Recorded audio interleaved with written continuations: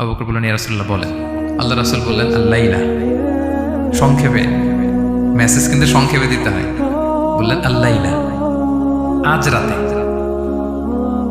তখন বললেন যে রাসূল, আমি কি সাথে থাকবো? হ্যাঁ, সাথে থাকবে।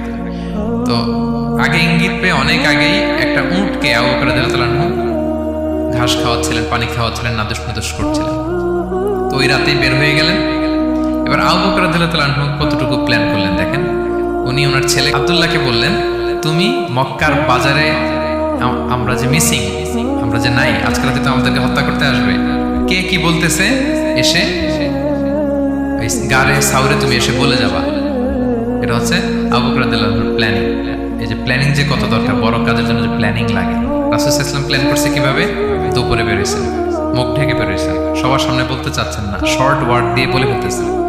আবু বকর রাদিয়াল্লাহু তাআলা আনহুর প্ল্যানিং হচ্ছে 2 মাস ঘাস খাওয়ালেন উটকে, উট প্রস্তুত, অর্থ প্রস্তুত, এবং মক্কা থেকে মদিনায় সাওয়াহিলি রোড দিয়ে, অর্থাৎ সাগরের পাশ ঘেঁষে ক্যারাভেন যে রাস্তা ছিল ওই রাস্তায় না, লোকচক্ষুর অন্তরালে আরেক রাস্তায় আমাদেরকে পৌঁছায় দিতে পারবে এরকম একজন গাইড তিনি ভাড়া করে রাখলেন।